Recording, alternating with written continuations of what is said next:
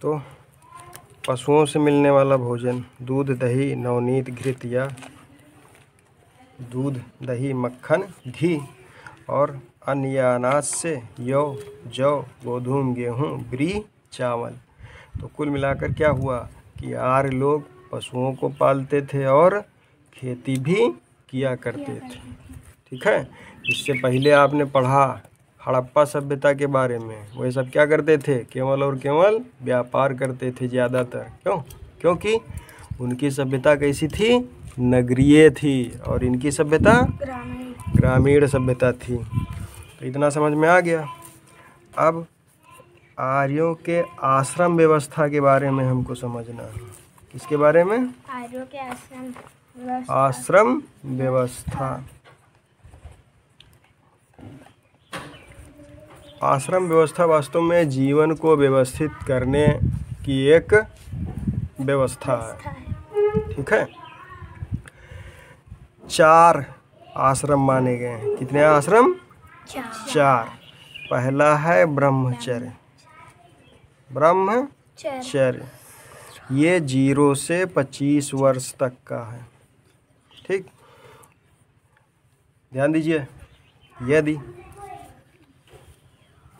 किसी बच्चे का जन्म होता है, क्या होता है?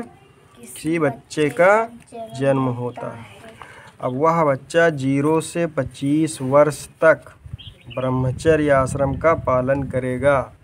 कैसे करेगा? 0 से 25 वर्ष तक चला जाएगा गुरुकुल में। 0 से मतलब क्या? 5 साल का हुआ, थोड़ा बड़ा हुआ। जैसे आजकल क्या है, 5 वर्ष के बच्चे जब हो जाते हैं तो प्राथमिक विद्यालय में उनका एडमिशन या प्रवेश हो जाता है पढ़ने के लिए। ऐसे ही उस समय आश्रम व्यवस्था थी जो जीवन को या आर्यों के जीवन को व्यवस्थित करती थी। आश्रम व्यवस्था क्या है? जीवन का बंटवारा है कि इतने समय में ये काम करेंगे, और जब आपकी उम्र इतनी हो जाएगी तब ये काम करेंगे, और जब आपकी उम्र थोड़ी और बड़ी हो जाएगी तब ये काम करेंगे, या ज़्यादा हो जाएगी तब ये काम करेंगे। तो जो आश्रम व्यवस्था में पहली व्यवस्था क्या है? वो है ब्रह्मचर्य का आश्रम। क्या है? ब्रह्मचर्य आश्रम। इसका समय दिया गया है 0 से 25 वर्ष। अब मान लीजिए किसी बच्चे का जन्म होता है, बच्चा 5 वर्ष का हो गया, तो क्या करेगा? 25 वर्ष तक गुरुकुल में रहेगा। और गुरुकुल में रहने वाला विद्यार्थी क्या करता है? केवल और केवल पढ़ाई करता है। ठीक है। रामचरितमानस यदि आप देखिए तो भगवान राम गुरुकुल में शिक्षा प्राप्त करने के लिए जाते हैं।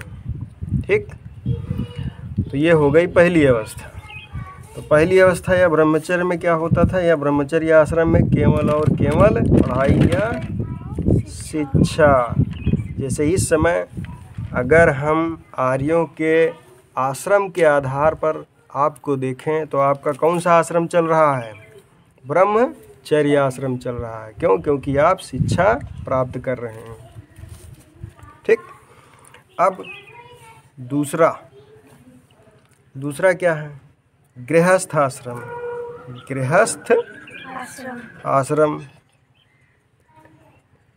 गृहस्थ आश्रम क्या है? जब किसी व्यक्ति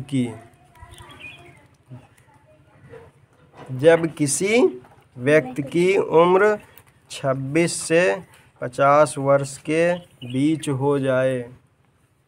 26 से 50 वर्ष के बीच हो जाए, तब उसका कौन सा आश्रम शुरू होता है? गृहस्थ आश्रम। अब गृहस्थ आश्रम में व्यक्ति क्या करता है? क्योंकि 25 वर्ष तक वो शिक्षा प्राप्त कर चुका, अब क्या करेगा? घर में रह करके जीवन जिएगा और उसका विवाह हो जाएगा। ठीक है।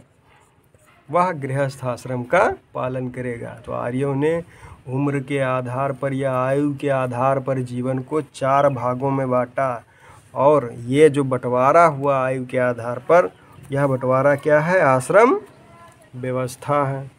तो 26 से 50 वर्ष के बीच क्या हुआ? गृहस्थ आश्रम। मतलब पढ़ने के बाद आपकी शादी हो गई और आप घर में रह करके अपने परिवार का पालन पोषण कीजिए। अपने माता पिता की सेवा कीजिए। ठीक है। फिर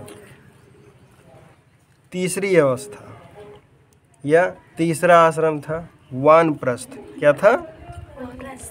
वानप्रस्थ। वान का मतलब क्या भाई?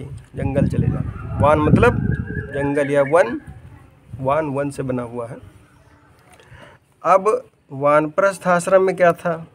ये तीसरा आश्रम है। इसकी शुरुआत 51 वर्ष से 75 वर्ष तक मानी जाती है। कितने वर्ष तक? 51 से 75 तक। अब इसमें क्या करेगा? व्यक्ति घर को छोड़ देगा। क्या करेगा? छोड़ देगा।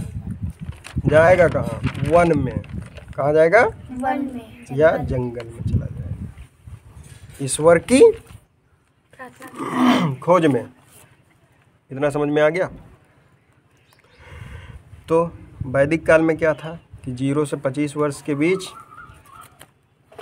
ब्रह्मचर्य आश्रम, केवल और केवल शिक्षा या पढ़ाई।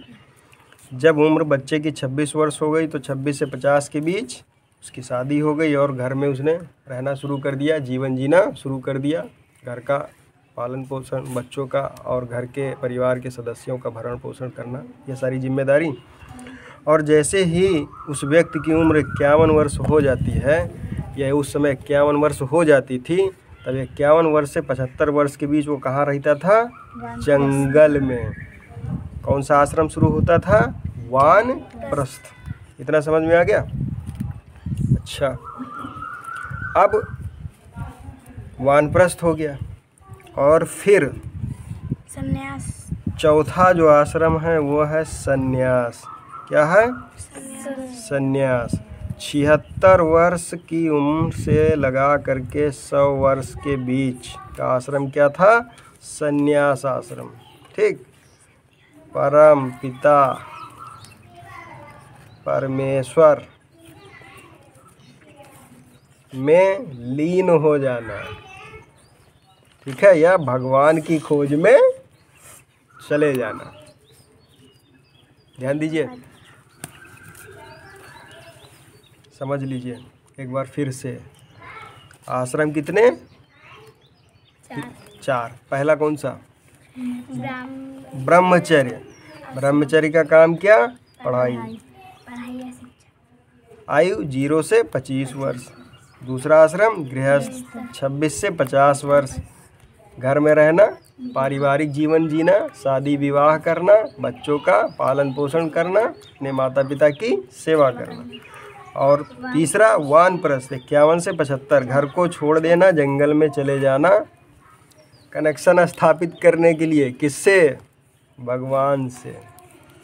ध्यान दीजिए, थोड़ा सा अंतर है यहाँ। जब व्यक्ति वानप्रस्थ आश्रम में चला जाता था, उस समय वैदिक काल में आर्य लोग जब वानप्रस्थ में या जंगल में चले जाते थे, तब भी उनका घर से थोड़ा बहुत लगाव होता था 75 वर्ष की आयु तक। लेकिन जब वही आर्य या श्रेष्ठ लोग 76 वर्ष के हो जाते थे, ठीक है, और सन्यासी हो जाते थे। क्या हो जाते थे? सन्यासी हो जाते थे, तब उनका घर से संपर्क टूट जाता था पूरी तरीके से। ठीक। केवल और केवल बस राम नाम जपना या जो भी उनके देवी देवता थे उन्हीं में लीन हो जाना।